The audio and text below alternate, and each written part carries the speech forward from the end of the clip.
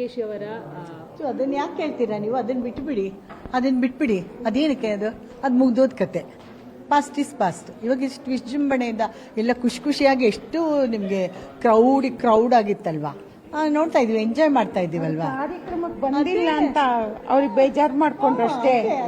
ನಾವೆಲ್ಲರೂ ಇವಾಗ ಇಲ್ಲಿ ಬರ್ತಿದಾರಲ್ಲ, ನಮಗೆ ಇಂಪಾರ್ಟೆಂಟ್ ಏನ್ ಹೇಳಿ, ಫೆಸ್ಟಿವಲ್ ನೋಡ್ಬೇಕು. ನಾವು ನೋಡ್ತಾ ಇದೀವಲ್ಲ. ಮೇಡಮ್, ಆದ್ರೂ ಈ ಒಂದು ವಿಷಯಕ್ಕೆ ಸಂಬಂಧಪಟ್ಟಂತೆ ನನ್ನ ಪ್ರಕಾರ ನೋಡಿ, ಒಂದು ಮಾತು ಹೇಳ್ತೀನಿ, ದಯವಿಟ್ಟು ಇದನ್ನ ದೊಡ್ಡದು ಮಾಡಬೇಡಿ ಪ್ಲೀಸ್. ಆಮೇಲೆ ಇದು ದೊಡ್ಡದು ಮಾಡೋ ವಿಚಾರ ಅಲ್ಲ, ಇದು ರಾಜಕೀಯನೂ ಇಲ್ಲಿ ಮಾಡಬಾರ್ದು. ಇದು ಯಾರೋ ಒಂದು ಪಕ್ಷಕ್ಕೆ ಇನ್ನೊಂದು ಪಕ್ಷವನ್ನ ಹೇಳುವಂಥದ್ದು ಅಲ್ಲ. ಇದು ಒಂದು ಕಲ್ಚರು, ಒಂದು ಪಿಕ್ಚರ್ ಬೇರೆ ಬೇರೆ ದೇಶದ್ದು. ಇಲ್ಲಿ ಬಂದು ನೋಡಿ ಎಷ್ಟೆಷ್ಟು ಒಳ್ಳೊಳ್ಳೆ ಸಿನಿಮಾ ಇದೆ ಇವತ್ತು. ನಾವು ಮೇಡಮ್, ಅವರ ನೋವು ಅವರು ಹೇಳಿದ್ದಾರೆ, ಡಿ.ಕೆ.ಶಿ. ಅವರು ಏನಂದ್ರೆ ಬರ್ತಾ ಇಲ್ಲ ಯಾವುದೇ ಹೋರಾಟಕ್ಕಾಗಲಿ. ಮೇಡಮ್ ಅವ್ರು ಹೇಳಿರೋದ್ರಲ್ಲಿ ಏನ್ ತಪ್ಪಿದೆ ಹೇಳಿ? ಸೀರಿಯಸ್ ಆಗಿ ಹೇಳಿ, ಅವ್ರು ಹೇಳಿರೋದ್ರಲ್ಲಿ ಏನ್ ತಪ್ಪಿದೆ? ಅವ್ರು ಹೇಳಿರೋದು ಜಲ, ನೆಲ, ಭಾಷೆ ಇದಕ್ಕೆ ಸಂಬಂಧಪಟ್ಟಂಗೆ ಯಾವುದೇ ಹೋರಾಟಗಳಾದಾಗ ಚಿತ್ರರಂಗದಲ್ಲಿ ರಾಜ್ಕುಮಾರ್ ಆದಿಯಾಗಿ ಇಡೀ ಚಿತ್ರರಂಗ ಬರ್ತಿತ್ತು, ಯಾಕೆ ಬರಲಿಲ್ಲ ಅಂತ ಕೇಳಿದ್ರು ಕೆಲವರಿಗೆ. ಈಗ ಅದು ಯಾತಕ್ಕೆ ಬರಲಿಲ್ಲ ಅಂತ ಹೇಳ್ಬಿಟ್ಟು ಆ ಕಲಾವಿದರು ಹೇಳಲೇಬೇಕು. ಬಟ್ ಅವರಿಗೊಂದು ನೋವಿರುತ್ತಲ್ಲ, ಅಲ್ಲಿ ರಾಜಕೀಯ ಪೊಲಿಟಿಕಲೈಸ್ ಮಾಡಬೇಡಿ ಅಂತ ಕೇಳಿದ್ರು ಅಷ್ಟೇ. ಅಂದ್ರೆ ಇದರಲ್ಲಿ ರಾಜಕೀಯ ಇಲ್ಲ ಅಂತ. ಸೊ ತಪ್ಪೇನಿದೆ? ಆದ್ರೆ ಹಿಂದೆ ನೀವೇ ಹೇಳಿದ್ರಿ, ರಾಜ್ಕುಮಾರ್ ಅವರು ಇದ್ದಾಗ ಅವರೊಂದು ಕೂಗಿಗೆ ಬರ್ತಾ ಇದ್ರು, ಅಂಬರೀಶ್ ಇದ್ದಾಗ ಅವರೊಂದು ಕೂಗಿಗೆ ಬರ್ತಾ ಇದ್ರು. ಈಗಿನ ಪ್ರೆಸೆಂಟ್ ಜನರೇಷನ್ ಅಲ್ಲಿ ನಾಯಕತ್ವದ ಕೊರತೆ ಕಾಡ್ತಾ ಇದೆಯಾ ಹಾಗಿದ್ರೆ ನಮ್ಮ ಚಿತ್ರರಂಗದಲ್ಲಿ? ನಮ್ಮಲ್ಲಿ ನಾಯಕತ್ವನೋ ನಾಯಕಿಯೋ ಇದೆಲ್ಲ ನಾನು ಯಾವುದೂ ಹೇಳಲ್ಲ. ಬಟ್ ಒಂದಂತೂ ನಿಜ, ಅವ್ರು ಬಂದು ನಮ್ಮ ವಾಣಿಜ್ಯ ಮಂಡಳಿಯಲ್ಲೇ ಎಲ್ಲರನ್ನೂ ಕರೆದಿದ್ದಾರೆ.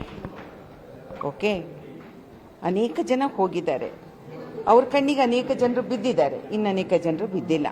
ಬಟ್ ಹೋಗಿದ್ದಂತೂ ನಿಜ. ವಾಣಿಜ್ಯ ಮಂಡಳಿ ಪಾರ್ಟಿಸಿಪೇಟ್ ಮಾಡಿದೆ. ಬಟ್ ಕಲಾವಿದರನ್ನ ಏನಾಗುತ್ತೆ ಅಂದರೆ, ಅದು ವಾಣಿಜ್ಯ ಮಂಡಳಿ ಆಗಲಿ ಕೂಡ ಕಲಾವಿದರ ಸಂಘಕ್ಕೆ ಎಲ್ಲರನ್ನೂ ಕರೆಸಿ ಕೇಳಬೇಕಾಗಿತ್ತು.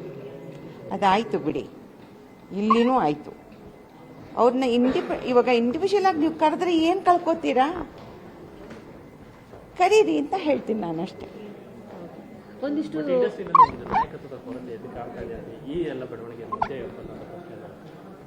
ಯಾವ ವಿಚಾರದಲ್ಲಿ? ಒಗ್ಗೂಡಿಸುವ ವಿಚಾರದಲ್ಲಿ. ಈಗ ಹೀಗೆ ಹೇಳ್ತಾರೆ, ಸಿನಿಮಾಗಳ ಸಮಸ್ಯೆ ಇದೆ, ಥಿಯೇಟರ್ಗಳ ಸಮಸ್ಯೆ ಇದೆ, OTT ಸಮಸ್ಯೆ ಇದೆ, ಬಿಸ್ನೆಸ್ ಸಮಸ್ಯೆ ಇದೆ, ಸಿನಿಮಾಗಳಂತೂ ಬರ್ತಾ ಇವೆ. ಈಗ ಅವ್ರವ್ರ ಸಿನಿಮಾಗಳೆಲ್ಲ ಫಸ್ಟ್ ಕ್ಲಾಸ್ ಆಗಿ ಓಡ್ತಾ ಇದೆ. ಯಶ್ ಅವರು ಇವತ್ತಿನ ದಿನ ಬೇರೆನೆ ಒಂದು ಎತ್ತರದ ಫಾರ್ಮ್ ಕರ್ಕೊಂಡು ಹೋಗಿದ್ದಾರೆ. ಇವತ್ತು ನಮಗೆ ಖುಷಿ ಆಗ್ತಿದೆ. ಸುದೀಪ್ ಅಷ್ಟೆತ್ತರಕ್ಕೆ ಕರ್ಕೊಂಡು ಹೋಗಿದ್ದೆ, ನಮಗೆ ಖುಷಿ ಆಗ್ತಿದೆ. ಅಲ್ಲಿ ಶಿವರಾಜ್ ಕುಮಾರ್ ಅವರು ಇರ್ಬೋದು, ನಮ್ಮ ಪ್ರತಿಯೊಬ್ಬ ಕಲಾವಿದರು, ಯಾವ ಕಲಾವಿದರು ಇವತ್ತಿನ ದಿನ ಅವ್ರ ಕೊಡುಗೆಯಲ್ಲಿ ಕಡಿಮೆ ಮಾಡಿದ್ದಾರೆ ಹೇಳಿ? ಎಲ್ಲರೂ ಅವರವರ ಸಿನಿಮಾಗಳನ್ನ ಎತ್ತರಕ್ಕೆ ಕರ್ಕೊಂಡು ಹೋಗಿದ್ದಾರೆ.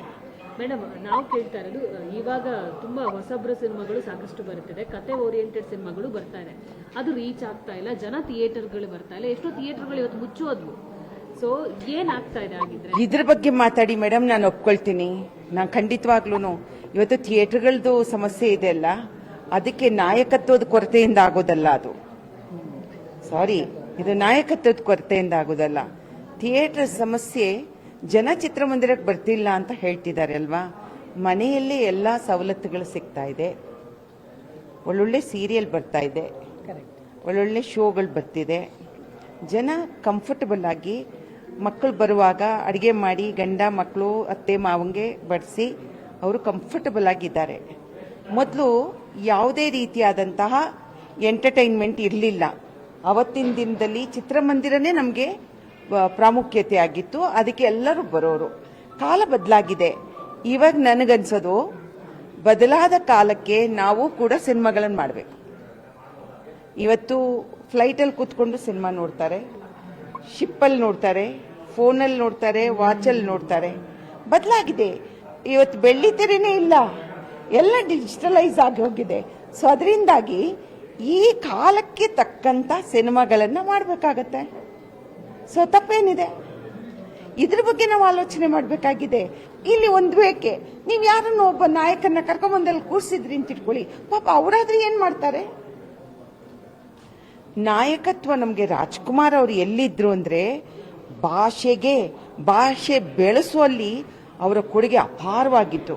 ಭಾಷೆಯನ್ನ ಕಟ್ಟುವಲ್ಲಿ, ಬೆಳೆಸುವಲ್ಲಿ, ಕನ್ನಡ ಭಾಷೆಯನ್ನ ಅತ್ಯಂತ ಸೊಗಸಾಗಿ ಅವ್ರ ಬಾಯಲ್ಲಿ ಬರ್ತಿತ್ತು. ಚಿತ್ರಗಳು, ಸೃಜನಶೀಲ ಚಿತ್ರಗಳು ಬರ್ತಿದ್ವು, ಸಿನಿಮಾನ ಎಲ್ಲರೂ ನೋಡ್ತಿದ್ರು ಅಲ್ವಾ. ಕಾಲ ಬದಲಾಯ್ತಮ್ಮ. ಯಂಗ್ ಜನರೇಷನ್ ಇವತ್ತು ಹೊಸ ಥಾಟ್ಸ್ ಬಂದಿದೆ. ಮೇಡಮ್, ಇದೇ ಕ್ವಶನ್ಗೆ ನಾನು ಹೇಳೋದಾದ್ರೆ ಜನರೇಷನ್ ಇಲ್ಲಿ ಮಾತ್ರ ಬದಲಾಗಿರೋದಲ್ಲ, ಈಗ ತೆಲುಗು ತಮಿಳಲ್ಲೂ ಬದಲಾಗಿದೆ ಅಂದ್ರೆ ಅಲ್ಲೂ ಹೀಗೆ OTT ರೈಟ್ಸ್ ಸೇಲ್ ಆಗ್ತಿದೆ ಮೇಡಮ್, ಬಿಸ್ನೆಸ್ ಆಗ್ತಾ ಇದೆ. ನಮ್ಮಲ್ಲಿ ಯಾಕೆ ಆಗ್ತಾ ಇಲ್ಲ ಹಂಗಿದ್ರೆ? ಇಲ್ಲ, ಕನ್ನಡ ಭಾಷೆಗೆ ಇದೇ ಮಾತು, ಇದು ಚಾಲೆಂಜ್. ಬೇಕಾದ್ರೆ ನಾನು ಇವತ್ತು ನಿಮ್ಗೊಂದು ಮಾತು ಹೇಳ್ತೀನಿ, ಯೋಚನೆ ಮಾಡಿ ಮೇಡಮ್. ನಮ್ಮ ಕನ್ನಡದಲ್ಲಿ ಇವತ್ತಿಗೂ ಕೂಡ ಈ ಫೋನು ಯಾರ ಹತ್ರನೂ ಈ ಸ್ಮಾರ್ಟ್ ಫೋನ್ ಇಲ್ಲ.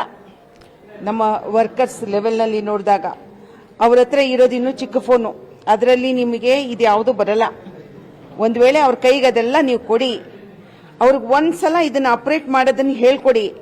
ಮುಂದಿನ ಜನರೇಷನ್ ನೀವೇ ನೋಡ್ತೀರಾ, ನೀವೇ ಹೇಳ್ತೀರಾ ಈ OTT ಫಾರ್ಮಲ್ ಕನ್ನಡ ಯಾವ ರೀತಿ ಬೆಳೆಯುತ್ತೆ ಅಂತ ನಮಗೆ ನಂಬಿಕೆ ಇದೆ.